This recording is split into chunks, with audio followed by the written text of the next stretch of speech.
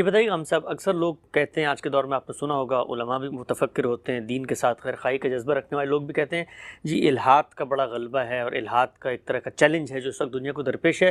اس وقت سوال میرا یہ نہیں ہے کہ الحاد کا چیلنج کیا ہے یا مثال کے طور پر اس مقدمے میں آپ کیا کہتے ہیں۔ آپ سے ایک موقع پر یہ سوال ہوا تو آپ نے جواب میں فرمایا کہ دنیا کے لیے سب سے بڑا چیلنج اسلام کا چیلنج ہے۔ یہ جملہ ہم نے کبھی کسی کی زبان سے نہیں سنا۔ عام طور پہ تو کہا جاتا ہے کہ جی اسلام کو خطرہ ہے، یہ چیزیں باہر سے آ رہی ہیں، اس وقت مثال کے طور پہ مسلمان نوجوان نسل اس کا جواب دے۔ یہ جو آپ نے ایک دعویٰ فرمایا کہ دنیا کے لیے سب سے بڑا چیلنج اسلام ہے، اس دعوے کے پیچھے کیا دلائل ہیں؟ اس دنیا میں آپ کے پاس دو ہی چیزیں ہیں۔ ایک یہ کہ آپ اپنے حواس کے ذریعے سے مادے کا مشاہدہ کرتے ہیں، مادے میں حیات پیدا ہوتی دیکھتے ہیں، حیات میں شعور پیدا ہوتا دیکھتے ہیں، چنانچہ اس کو آپ سمجھنے کی کوشش کرتے ہیں، اس سے آپ کے سائنسی علوم وجود میں آتے ہیں۔ لیکن انسان مادے یا حیات میں شعور کے سمجھنے تک محدود نہیں رہتا۔ وہ یہ جاننا چاہتا ہے کہ اس کائنات کی حقیقت کیا ہے۔ مادہ ہے، یہ تو ایک واقعہ ہے، آیا کہاں سے؟ مادے میں شعور پیدا ہوتا ہے، یہ ایک واقعہ ہے، لیکن یہ شعور پیدا کیسے ہوتا ہے؟ اور اس سے پہلے حیات کیسے پیدا ہوتی ہے؟ یہ بڑے بنیادی سوالات ہیں۔ اب ظاہر ہے کہ ان بنیادی سوالات سے صرف نظر کر کے سائنس کا سفر شروع کیا گیا ہے۔ یعنی پہلے یہ مان لیا گیا ہے کہ یہ سوالات اس وقت ہمارا موضوع نہیں ہے۔ یہ ہو سکتا ہے کہ کبھی ہم ان کو موضوع بنائیں، لیکن اس وقت یہ ہمارا موضوع نہیں ہے۔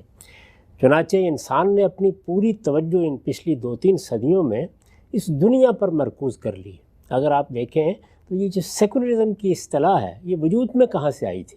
اب تو اس نے بہت سے دوسرے مفاہیم پیدا کر لیے ہیں، لیکن یہ وجود میں یہیں سے آئی تھی کہ تھوڑی دیر کے لیے مذہب، مذہبیات، ما بعد طبیعیات کو ایک طرف رکھ کے اپنی دنیا کو تو کچھ بہتر کر لیں، اس کے معاملات تو جو اللہ تعالیٰ نے ہمیں عقل دی ہے اس کی روشنی میں سمجھ لیں۔ تو یہ چیز انسان کی توجہات کا مرکز بن گئی، یعنی انسان توجہات کا مرکز بن گیا۔ انسان کی بہبود، انسان کی بہتری، انسان کہاں رہتا ہے، اس کو کیا ماحول میسر ہے، وہاں اسے کیا سہولتیں میسر ہیں، یہ سہولتیں کیا بڑھائی جا سکتی ہیں، انسان کو جو اللہ نے صلاحیتیں دی ہیں کیا ان میں اضافہ کیا جا سکتا ہے، ساری توجہات کا مرکز یہ چیز بن گئی۔ اس کے غیر معمولی نتائج نکلے ہیں۔ یعنی آج ہم جس دنیا میں رہتے ہیں، اگر اس دنیا کو آج سے 200-300 سال پہلے کا کوئی آدمی آ کر دیکھے تو یہ واقعہ ہے کہ وہ باور نہ کرے کس دنیا میں آ گیا۔ یعنی اس کے لیے یہ بالکل ایک اجنبی دنیا تھی۔ یہ وہی چیز ہے جس کو ہمارے شاعر نے اس طرح بیان کیا تھا کہ محو حیرت ہوں کہ دنیا کیا سے کیا ہو جائے گی۔ لیکن کیا جو بنیادی سوالات تھے ان میں سے کوئی سوال زیر بحث آ سکا ہے؟ اس کے بارے میں کوئی ایک بات کہنا بھی ممکن ہو سکا ہے؟ کیا اس پہ کوئی ایک قدم بھی آگے بڑھایا جا سکا ہے؟ نہیں۔ یعنی یہ بات کہ مادہ کہاں سے آیا، یہ بات کہ مادے میں حیات کہاں سے پیدا ہوتی ہے، یہ بات کہ شعور کہاں سے آ جاتا ہے، اس میں بڑی دلچسپ چیز یہ ہے کہ مادہ تو چلیے وجود میں آ چکا، حیات ہمارے سامنے پیدا ہوتی ہے اور حیات میں شعور بھی ہمارے سامنے پیدا ہوتا ہے۔ یعنی ظاہر ہے کہ ہمارے بچے ہیں، جانوروں کے بچے ہیں، زندگی وجود پذیر ہوتی ہے، ہم اس کو دیکھتے ہیں۔ بلکہ انسانی زندگی یا حیوانی زندگی کا جب مشاہدہ کیا جاتا ہے تو یہ معلوم ہوتا ہے کہ اس کی پیدائش کا پورا عمل ہماری آنکھوں کے سامنے ہو رہا ہے۔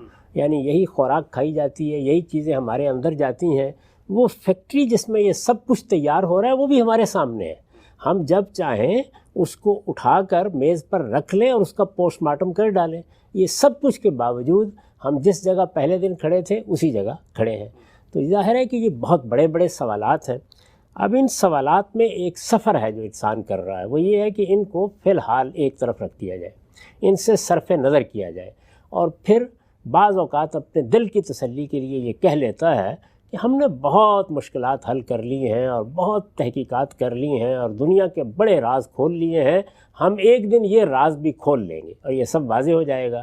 یہ سب کچھ ایک طرف رکھ کے وہ اطمینان سے اپنا سفر کر رہا ہے، اور اس سفر میں جو بڑے بنیادی سوالات ہیں، جس طرح کہ میں نے یہ تینوں سوالات سامنے رکھے، اس کے بعد جب وہ باہر کی دنیا میں دیکھتا ہے تو زمان کیا ہے، مکان کیا ہے، ٹائم کی حقیقت کیا ہے، اسپیس کی حقیقت کیا ہے، وہاں پر بھی سوائے بے بسی کے اور عجز کے اعتراف کے کوئی چیز سامنے نہیں ہوتی۔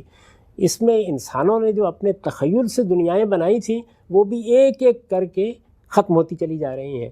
اس صورتحال میں یہ سب کچھ یہاں موجود ہے اور ادھر قرآن ہے، اور وہ ان تمام چیزوں کے بارے میں ایک حتمی بیان دے رہا ہے. یعنی یہ بھی بتا رہا ہے کہ ان سب کا منبع کہاں ہے، یہ بھی بتا رہا ہے ان کی ابتدا کہاں سے ہوئی ہے، یہ بھی بتا رہا ہے ان کی ابتدا کرنے والا کون ہے، وہ کیا ہستی ہے، اس ہستی کی کیا صفات ہیں، اس ہستی کے کیا اوصاف ہیں. اور اس سب کے ساتھ 15 صدیوں کا عرصہ گزر چکا ہے اس کتاب کے نزول پر. اس کے کسی ایک حرف کے بارے میں بھی یہ کہنا ممکن نہیں ہو سکا کہ زمانے کی گردشوں نے یا زمانے کے امتداد نے اس کو غلط ثابت کر دیا ہے. وہ اپنی جگہ پر کھڑا ہے. تو اس لیے جب سائنس کا علم ترقی کے اس مقام پر کھڑا ہو گیا ہے اور اس کے مقابل میں سائنس سے ماورا کیا علم ہے، کائنات سے ماورا کیا علم ہے، طبعیات سے ماورا کیا علم ہے، ظاہر ہے کہ اس علم کے بارے میں تخیلات کی دنیا ختم ہو چکی جو افلاطون سے لے کر برگساں تک فلسفیوں نے آباد کی تھی.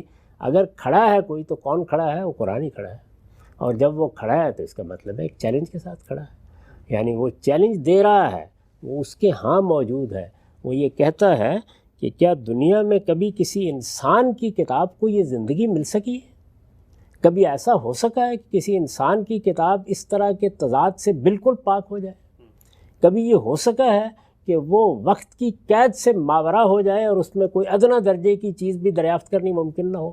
یہ ممکن ہے کہ انسان گفتگو کرے اور اپنے زمانے کے علم سے متاثر نہ ہو جائے، اپنے زمانے کی تحدیدات میں نہ ہے. یہ ساری چیزیں ظاہر ہے کہ سوال پیدا کرتی ہیں. تو یہ سوال ہے جس کے ساتھ قرآن مجید یہ چیلنج دے رہا ہے کہ لو کان من عند غیر اللہ لوجدوا فیہ اختلافا کثیرا. اگر یہ کتاب کسی انسان کی کتاب ہوتی تو تم اس میں تضادات دیکھتے. گہرا نا یہ بات. اور تم اس کے پیغمبر کی زندگی پر نظر ڈالتے تو شاعروں کی طرح، ادیبوں کی طرح وہ بھی اسی طرح سے ٹرائل اور ایرر، صحیح و خطا سے گزرتا ہوا نظر آتا. کبھی نظر آیا تمہیں؟ قرآن مجید یہ چیلنج دے رہا ہے اور پھر یہ کہتا ہے کہ یہ کتاب ہے اس شان کی کتاب، اس طرح دنیا کے تمام تصورات سے ماورا کتاب، اس طرح انسان کی صحیح و کاوش سے ماورا کوئی کتاب تمہارے پاس. کتاب کیا، ایک سورہ بھی ایسی ہے تو پیش کرو. اس چیلنج کے ساتھ قرآن موجود ہے. اس لیے اصل چیلنج یہی ہے جس کی طرف انسان توجہ نہیں کرتا.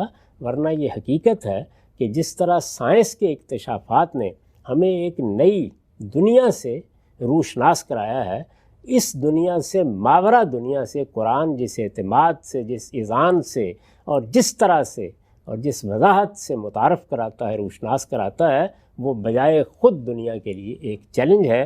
چاہیں تو اس کے سامنے سر تسلیم خم کر کے اس پیغمبر کی بات کو مان لیں جو آسمان و زمین کی ساری حقیقتوں کے بارے میں خدا کی خبر دینے آیا تھا، اور چاہیں تو اس سے صرف نظر کر کے رہیں، لیکن اس کی آنکھوں میں آنکھیں ڈال کر اس کی تردید کرنا، اس سے گریز کرنا ممکن ہی نہیں. بہت ہی خوب ہم سے بڑی ہی اہم بات آپ نے فرمائی. اس بڑے سوال کا تو آپ نے جواب دیا کہ چیلنج کیسے بنتا ہے. ایک ضمنی پہلو جو زیر بحث ہے، لوگ اکثر اس پہ گفتگو بھی کرتے ہیں. آپ نے فرمایا تھا کہ کوئی کتاب ایسی نہیں ہے کہ جو اس طریقے سے کھڑی ہوئی ہو جس کے اندر کوئی تضاد نہ ہو. لوگ عام طور پر مثالیں دیتے ہیں، کہتے ہیں مثال کے طور پر جی غالب کی کتاب تھی 300 سال آج تک ریلیونٹ ہے، لوگ پڑھ رہے ہیں، کتاب تو زندہ ہے، آگے ٹریول کر رہی ہے. ہمارے ہاں روز فزکس کے لوگ کتابیں لکھ رہے ہوتے ہیں، نصاب کا حصہ ہے، کتنے عرصے سے چل رہی ہے. تو کتابیں تو بہت ساری ہیں جو پرانی اب تک چلی آ رہی ہیں. ایسی کوئی ایک کتاب بھی نہیں. یعنی غالب کے کلام کو جب ہم پڑھتے ہیں تو کیا ان حقائق کی تحقیق کے لیے پڑھتے ہیں جو اس میں بیان کیے گئے ہیں؟ ہم پہلے اس کتاب کو کھولتے ہی جان لیتے ہیں کہ وہ تخیل کی کار فرمائی ہے. اس میں جو دعوے کیے گئے ہیں شاعرانہ دعوے ہیں، ان کا نہ شاعر سے کوئی تعلق ہے نہ حقائق سے کوئی تعلق ہے. ان کو ہم ایک ادب کی کتاب کے طور پر پڑھتے ہیں، حظ اٹھانے کے لیے پڑھتے ہیں. اس میں جو باتیں کہی گئی ہوتی ہیں وہ ہم جانتے ہیں کہ وہ باتیں درست نہیں ہیں. ان میں جو دعوے کیے گئے ہیں وہ دعوے درست نہیں ہیں. وہ انسانی شخصیت کو سامنے رکھ کر تخیل کی کار فرمائی ہے جس کا کمال ہم دیکھتے ہیں. جس کو اقبال نے بیان کیا ہے نا کہ محل ایسا کیا تعمیر عرفی کے تخیل نے، تصدق جس پہ حیرت خانہ سینہ و فارابی. تو شاعری اس کا نمونہ ہوتی ہے اور اس سے لطف بھی اسی لحاظ سے اٹھایا جاتا ہے. وہ تو ہم امرؤ القیس کو بھی پڑھتے ہیں، آج بھی پڑھتے ہیں. وہ اس لیے نہیں پڑھی جاتی کہ اس میں کوئی حقائق بیان ہوتے ہیں، نہ حقائق کے لحاظ سے اس کا جائزہ لیا جاتا ہے. ورنہ کتنے تبصرے ہیں میں بتا سکتا ہوں کہ وہ اقبال کے ہاں وہ چیزیں موجود ہیں جو اب بالکل غیر متعلق ہو چکی ہیں. مثلا وہ حقائق موجود ہیں جن کے بارے میں انہوں نے اپنے زمانے کے علم کے لحاظ سے گفتگو کی ہے. وہ چیزیں موجود ہیں جن کے بارے میں اب نئی تحقیقات ہمارے سامنے آ چکی ہیں. آپ ریکنسٹرکشن کو پڑھ لیں اس میں بھی مل جائیں گی, آپ ان کی شاعری کو دیکھ لیں اس میں بھی پڑھ لی جائیں گی. نئی تحقیق آپ کو بتائے گی کہ اصل میں جبل الطارق کیا تھا اور حملہ کس نے کیا تھا, اور وہ آپ کو بتائیں گے کہ جو زبان زد عام حقائق ہے کہ وہاں جا کے انہوں نے اپنی کشتیاں جلا دی. تو ایسی دسیوں مثالیں جو دی جا سکتی ہیں. وہ تو ایک نئی دنیا میں ہم چلے جائیں گے. دنیا میں کسی کلام کے لیے ممکن ہی نہیں ہے کہ وہ 50-100 سال سے زیادہ دنیا میں کھڑا رہ سکے.